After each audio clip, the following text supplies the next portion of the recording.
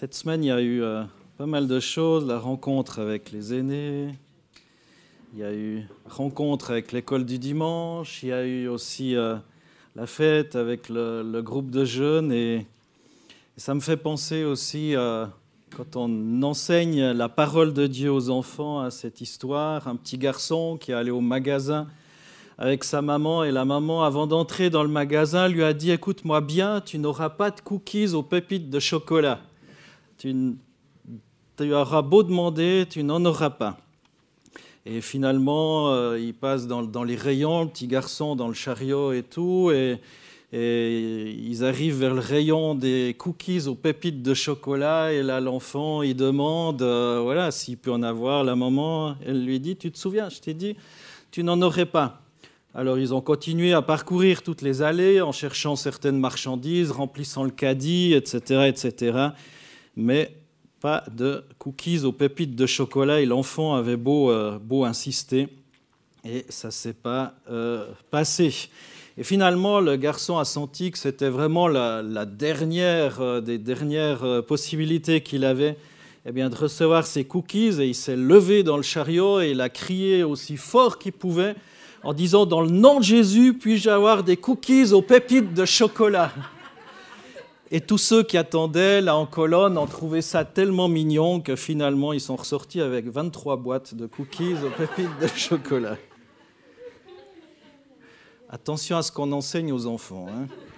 Sur un autre registre, j'ai envie de poursuivre sur ce qui nous a été partagé aussi dimanche passé avec Michael à la prédication. Je vais prendre un petit texte, une partie du texte de l'évangile de Jean, chapitre 1, versets 14 à 18. Jean 1, 14, 18, où il est écrit, si vous avez une Bible, vous pouvez regarder avec moi ou autrement écouter, ça ne sera pas projeté. « Celui qui est la parole est devenu homme et il a vécu parmi nous. Nous avons contemplé sa gloire, la gloire du Fils unique envoyé par son Père, plénitude de grâce et de vérité.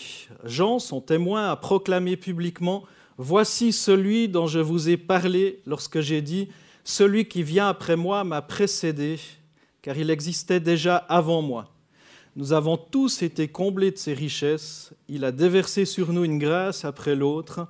En effet, si la loi nous a été donnée par Moïse, la grâce et la vérité sont venues par Jésus-Christ. Personne n'a jamais vu Dieu. Dieu, le Fils unique, qui vit dans l'intimité du Père, nous l'a révélé.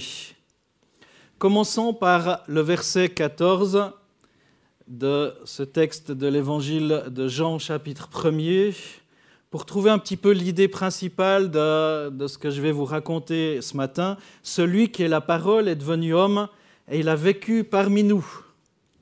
Nous avons contemplé sa gloire, la gloire du Fils unique envoyé par son Père, plénitude de grâce et de vérité. Tout un programme. Je crois qu'il faut des fois le relire plusieurs fois pour bien comprendre, bien saisir la portée de ce texte. Au verset 1 de l'évangile de Jean, Jean 1, 1, pour bien comprendre, il est écrit « Au commencement était la parole, et la parole était avec Dieu, et la parole était Dieu. » La parole fait référence à Dieu le Fils. J'utilise le terme Fils parce que c'est le nom qui est utilisé ici dans le verset 14. La parole est le Fils de Dieu. Un Dieu, trois personnes. Un Dieu, trois personnes, mais en même temps un seul Dieu. Les musulmans ont du mal à accepter ce nom de Fils de Dieu, comme beaucoup d'autres. Certains pensent que ça induit que Dieu ait eu des relations sexuelles avec Marie et ainsi a eu un fils. Mais c'est pourtant pas ce que la Bible nous dit et nous enseigne. Jean 1,1 nous dit « Au commencement était la parole ». C'est le Fils de Dieu et il n'a pas eu de commencement, il était au commencement. Au commencement était la parole. Il était présent aussi loin qu'on puisse s'imaginer, il était présent de toute éternité. Et le verset 3 dit « Tout a été fait par elle, la parole. Rien de ce qui a été fait n'a été fait sans elle. » Ce qui signifie qu'il n'a pas été créé. Il fait en aucune façon partie de la création. Il est incréé. Il est là de toute éternité. Voici ce qu'on sait du Fils de Dieu. Il est Dieu. C'est bon de le savoir. Il est Dieu. Il est Dieu. Le Père aussi est Dieu. Le Fils n'est pas le Père. Il était avec le Père. Il n'a pas été créé. Il est éternel.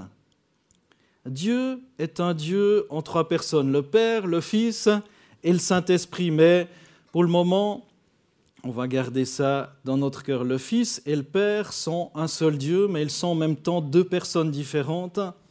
Ils ont cependant la même nature divine. Et c'est bien de le savoir. Il n'y en a pas un qui est inférieur. Ils sont un seul Dieu avec deux centres de conscience. Ça va? Vous me suivez? Si vous comprenez Dieu, c'est que vous n'avez pas tout compris. Parce qu'il est au-dessus de tout ce qu'on peut penser et imaginer. On ne peut pas comprendre ni expliquer Dieu, ça dépasse tout ce qu'on peut comprendre justement parce qu'on n'est pas Dieu et on est des êtres créés. Dieu est devenu homme sans cesser d'être Dieu. Et le contenu du verset 14 est l'un des événements les plus importants de l'histoire. La parole, le Fils, est devenu homme sans cesser d'être Dieu. La parole est devenue chair. La parole est devenue homme sans cesser d'être Dieu. Qu'est-ce que ça signifie pour nous aujourd'hui? Eh bien, on va prendre un petit moment pour répondre à cette question à partir du verset 14 de Jean 1. Déjà, on voit que la parole a habité parmi nous. C'est pas mal, hein? Christ, Dieu, Jésus, des noms interchangeables, a habité parmi nous. On lit que la parole de Dieu n'a pas cessé d'être de Dieu, d'être divine lorsqu'elle est devenue humaine. Et ça vient de l'affirmation du verset 14 qui dit que la parole a habité parmi nous. Donc Jésus était pleinement homme, mais en même temps pleinement Dieu. Et le sujet du verbe habiter, c'est la parole. La parole, c'est Dieu. La parole, c'est Dieu. La façon la plus naturelle de comprendre ça, c'est que Dieu, la parole, a habité parmi nous. Et dans Matthieu 1, 23, on lit ceci. « Voici que la Vierge sera enceinte, elle enfantera un fils et on lui donnera le nom d'Emmanuel, ce qui se traduit « Dieu avec nous ». Dieu avec nous. C'est cette citation d'Ésaïe 7, verset 14. La parole, le Fils, n'a pas cessé d'être Dieu en devenant homme et il a habité, ou elle a, la parole, habité parmi nous. Deuxième chose qu'on voit, c'est qu'il y a une gloire comme celle du Fils unique venu du Père. Nous avons contemplé sa gloire, la gloire du Fils unique envoyé par son Père. La gloire de qui? La gloire de la parole, la gloire qui est Dieu. Et on est appelé à contempler cette gloire au travers de la parole. Je ne sais pas si vous êtes émerveillés par la parole de Dieu, émerveillés par Jésus. Oh, pas le petit Jésus qui est dans la mangeoire, comme ça peut être illustré. Mais Jésus, cet émerveillement de Jésus qui est pleinement homme, mais en même temps pleinement Dieu, et qui nous apporte de façon physique aussi sa présence, son amour. La gloire du Fils unique venu du Père, celui qui est la parole est devenu homme et il a vécu parmi nous. Incroyable, incroyable. On a contemplé sa gloire. Et je crois qu'en tant que disciple de Jésus-Christ, on est appelé à contempler la gloire du Fils. Comment? Par le Saint-Esprit qui nous a été donné et qui est appelé aussi à vivre en nous. Il n'est pas juste un lieu quelconque géographique donné, mais il est là par son esprit présent ici. La parole est devenue chair, homme, et ça sans qu'il cesse d'être Dieu. En Jésus, on voit la gloire de Dieu. Et c'est pour ça que c'est important de tourner nos regards vers Jésus. Mais pas de le contempler comme un petit bébé ou comme un sous-Dieu, mais en tant que Dieu pleinement et intégralement Dieu. La parole s'est faite chair homme signifie aussi qu'en Jésus, eh bien, on a cette gloire. Ça veut dire que la gloire de Dieu est révélée en Jésus. Et cette gloire ne nous consume pas dans notre péché. Il s'est abaissé justement pour se rendre accessible. Au lieu de ça, eh bien, cette parole, elle est pleine de grâce et de vérité. Et je crois que quelqu'un a besoin d'entendre ça aussi. Cette parole, ce n'est pas une parole qui va t'écraser, mon frère, ma sœur. Ce n'est pas une parole qui va te juger, te condamner. Mais c'est une parole qui est pleine de grâce et en même temps de vérité. C'est-à-dire que la gloire de Dieu en Christ signifie eh bien, que sa disposition pleine de grâce envers nous est là totale sans compromettre son authenticité, sa fidélité à lui-même. D'ailleurs, Jean utilise le terme pleine, entière, totale, pleine de gloire, la gloire du Fils de Dieu, pleine de grâce aussi, sans compromettre la vérité. Et on est appelé aussi à marcher dans la vérité et à recevoir cette parole pleine de grâce. Recevez cette parole pleine de grâce. C'est vraiment une bonne nouvelle. Dieu aurait pu choisir de venir en chair, en tant que juge, en tant qu'exécuteur, en tant que le bras armé de Dieu et d'écraser tout le monde, mais pas du tout. Pleine de grâce. On aurait tous été évidemment trouvés coupables face à lui, condamnés, jugés pour le châtiment éternel, mais il n'est pas devenu chair, homme. De cette façon, la parole, le Fils et Dieu est devenu homme afin de révéler la gloire de Dieu pleine de grâce et de vérité. Pleine de grâce. La parole est gracieuse.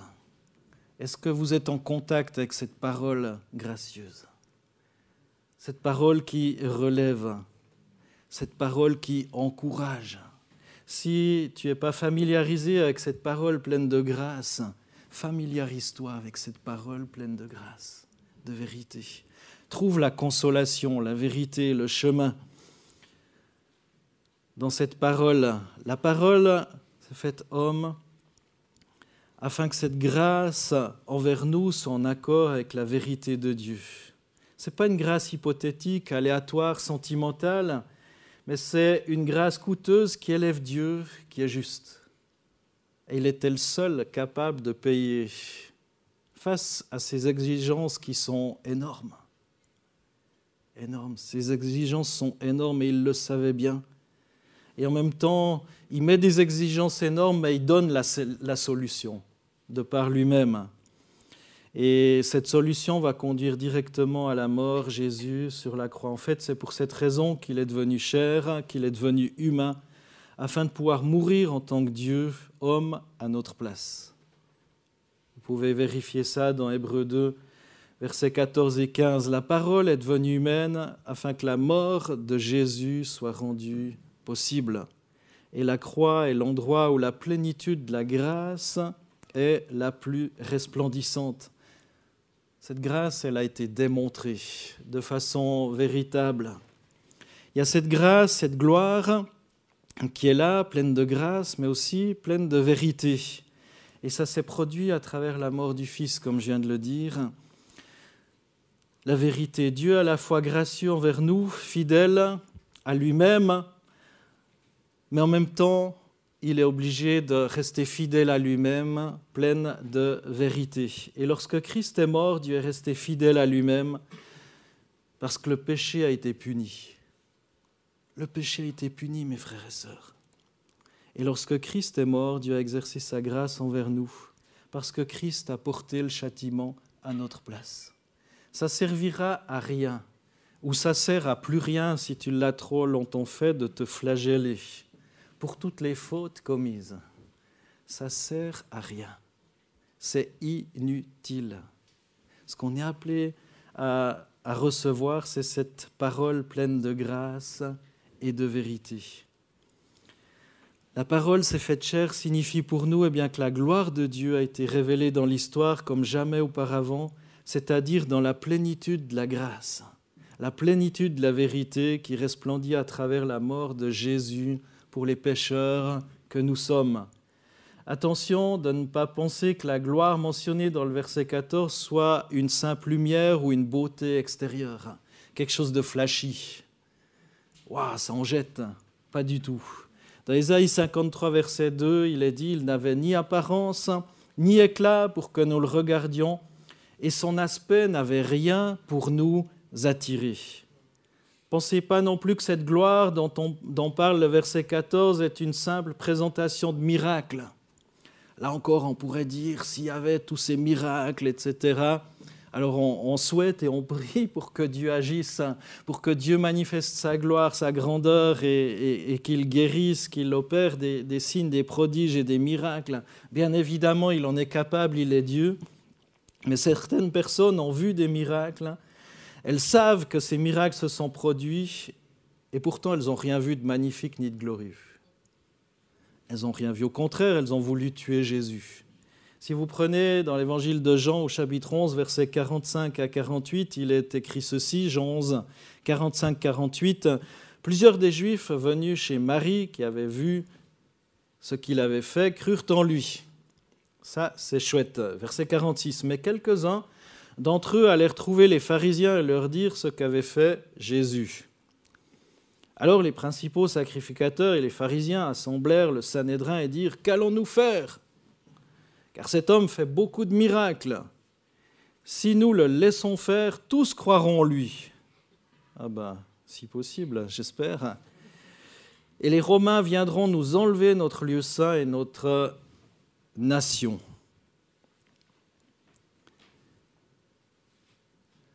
Michael, dimanche passé, nous invitait à être impactés en contemplant Dieu.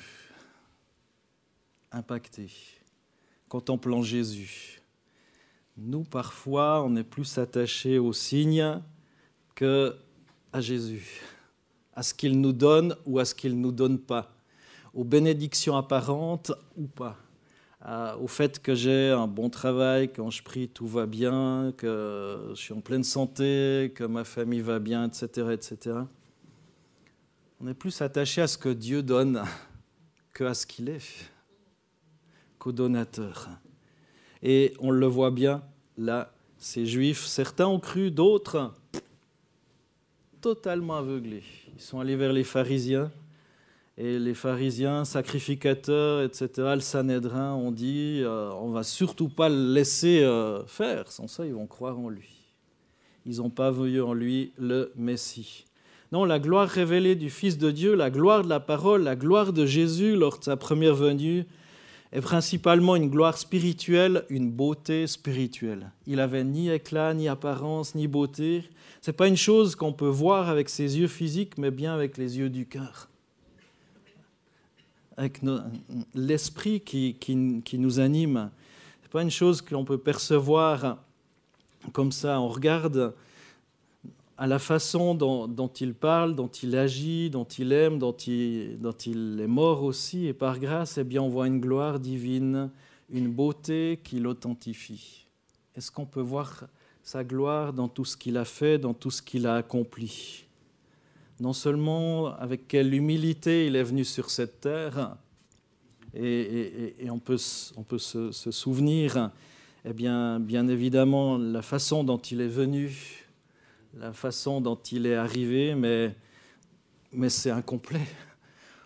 Regardant toute sa vie, comment il a vécu, les 30 premières années de sa vie, qui peut me raconter ce qu'il a fait ?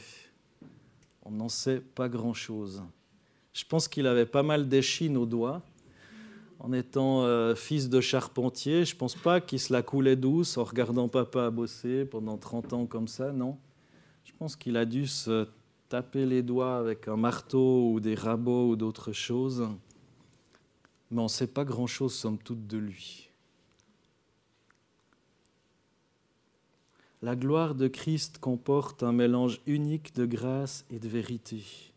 Paul va dire dans 2 Corinthiens 4,4 « Il ne croit pas parce que Satan, le Dieu de ce monde, a aveuglé Leur intelligence, ce Dieu les empêche de voir la lumière diffusée par la bonne nouvelle de la gloire du Christ, lequel est l'image même de Dieu. Satan, le Dieu de ce monde, aveugle notre intelligence parfois et l'intelligence de ceux qui nous entourent. C'est pour ça que c'est important de prier.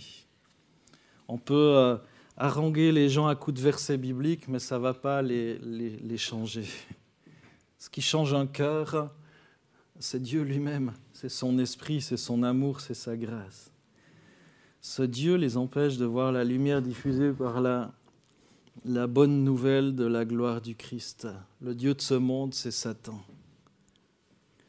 La gloire du Christ est l'image même de Dieu. Vous voulez vous approcher de Dieu, approchez-vous de Jésus-Christ, de son action. Souvenez-vous que Paul parle à des personnes qui n'ont jamais vu Jésus sur terre et que Jean a écrit aussi son évangile pour des personnes qui n'ont jamais vu Jésus sur terre, des gens comme nous, somme toute. La gloire dont Jean 1,14 parle est celle mentionnée aussi dans 2 Corinthiens 4,4, c'est une gloire qu'on peut voir de façon spirituelle lorsqu'on entend l'histoire de Jésus, qu'on peut percevoir. Pas besoin de voir Jésus physiquement. Jésus dit dans Jean 20, 29, « Heureux ceux qui n'ont pas vu et qui ont cru ». Vous pouvez le rencontrer dans l'évangile de Jean, dans d'autres écrits de la Bible, et lorsque vous le rencontrez au travers de ses récits inspirés, de ses paroles, de ses actes, sa gloire transparaît, la beauté qui l'authentifie, constituée de ce mélange sans pareil de grâce et de vérité, apparaît. Ce n'est pas un hasard si les versets 12 et 13 du premier chapitre de Jean aussi décrivent la nouvelle naissance, suivi du verset 14 qui décrit la gloire du Fils de Dieu. Je vais lire les versets 12 à 14 de Jean 1. « Certains, pourtant, l'ont accueilli. Ils ont cru en lui. À ceux-là, il a accordé le privilège de devenir enfants de Dieu. » Waouh! Est-ce que vous êtes tous des fils et des filles de Dieu? Si ce n'est pas le cas, si vous en doutez, c'est possible ce matin de recevoir cette certitude. Et c'est capital, c'est important. Verset 13, Jean 1, 13. « Ce n'est pas par une naissance naturelle, ni sous l'impulsion d'un désir ou encore par la volonté d'un homme qu'ils le sont devenus, mais c'est de Dieu qu'ils sont nés. Celui qui est la parole est devenu homme, il a vécu parmi nous. Nous avons contemplé sa gloire, la gloire du Fils unique envoyé par son Père. Plénitude de grâce et de vérité. » Vous voulez cette plénitude de grâce, approchez-vous de la parole, approchez-vous du Christ. Alors je vais conclure ce message. Ce matin, alors que c'est le dernier dimanche, avant le jour qui a été choisi dans notre calendrier, on sait bien que ce n'est pas la date juste. D'ailleurs, à aucun moment la Bible ne nous demande de célébrer... Il n'y a aucune fête de Noël dans la Bible, ça ne se trouve pas. Mais malgré tout, c'est une bonne occasion de prêcher l'Évangile, d'annoncer sa venue, la venue de Jésus, d'annoncer sa venue, d'annoncer sa vie, d'annoncer ce qu'il a fait, d'annoncer sa mort et sa résurrection. Et s'il n'était pas venu, difficile, eh bien d'annoncer aussi qu'il est mort. Il faut bien qu'il y ait un commencement aussi physique sur cette terre. Alors, même si ce n'est pas la bonne date, peu importe, c'est une occasion merveilleuse d'annoncer la gloire de Jésus sur cette terre. On est invité à voir la gloire de Jésus. Et selon le verset 12, une autre façon de voir cette gloire, c'est que cette nouvelle vie qui nous ouvre les yeux nous permet de croire et de recevoir la lumière qui est la vérité et la gloire de Jésus, le Fils de Dieu. Et par cette vie, cette lumière, en croyant, en la recevant, le verset 12 dit qu'on obtient le droit d'être appelé enfant de Dieu. C'est ça la bonne nouvelle aussi de Noël, je crois. C'est qu'on a cette capacité en Christ qui est venu un jour, peu importe à quelle date, qui est venu il y a plus ou moins 2000 ans. Eh bien, grâce à cette bonne nouvelle, eh bien, on peut être appelé enfant de Dieu. La parole faite chair a habité parmi nous, sans cesser d'être Dieu. Voyez sa gloire, une gloire comme celle du Fils unique venu du Père, pleine de grâce et de vérité. Voyez-la pour sa gloire et vivez-la. Amen. Amen. Nous, on aimerait savoir toujours tout de suite tout ce qui va se passer par la suite. Mais je crois que Christ nous invite, la parole nous invite à contempler. On est dans un monde où tout doit être su, tout doit être prévu à l'avance. Alors il y a un peu nos plans qui ont été changés ces 2 dernières années. Ça fait toujours rire lorsqu'il y a des sondages avant les votes, parce que c'est rarement comme ces sondages. On veut savoir, on dépense parfois des fortunes, on veut savoir avant. Avant d'avoir vécu, on veut sonder les gens. C'est mieux de sonder les Écritures. Avant les vacances aussi, maintenant, on est dans un monde absolument merveilleux. On peut voir toutes les photos, toutes les vidéos, tout savoir à l'avance. Finalement, on se rend compte qu'il n'y a pas le bon éclairage quand on est sur place. Il y a pas, on est frustré parce qu'on n'a pas vu tous les trucs. On veut plus cette surprise.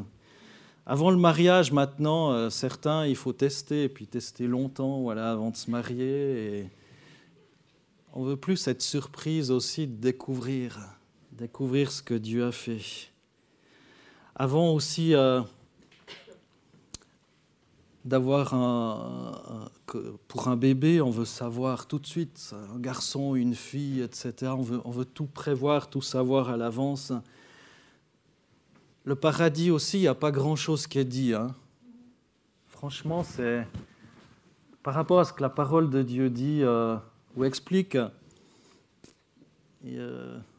ça ne fait pas spécialement envie comme ça. Il n'y a pas de trucs qui nous mettent l'eau tellement à la bouche, mais on sait juste, parce que Dieu le dit que ça sera merveilleux, que ça sera super, que ça sera génial. En fait, on est appelé à croire. Sans forcément trop voir à l'avance.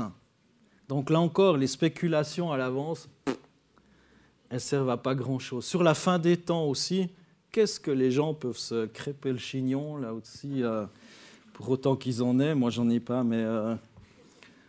et savoir des théories, savoir qui a la plus belle théorie va parler le mieux pour savoir, la météo aussi.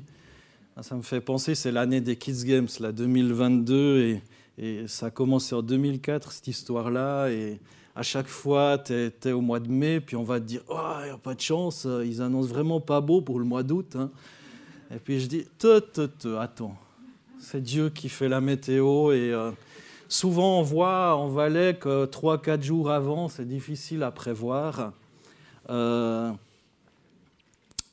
Et j'ai rarement vu de la pluie aux Kids Games, par exemple, même si à chaque édition, je crois qu'il y en a qui me disent déjà au mois de mai qu'il va faire tellement moche au mois d'août. Et voilà, on veut prévoir. Et on a besoin de retrouver cette contemplation, de vivre l'instant présent. Je crois que toujours vouloir savoir ce que demain sera fait, eh bien des fois, vous pouvez l'illustrer aussi différemment. Toujours vouloir savoir... ce qui se passe plus tard, eh bien, nous bouffe la joie de l'instant présent, quoi.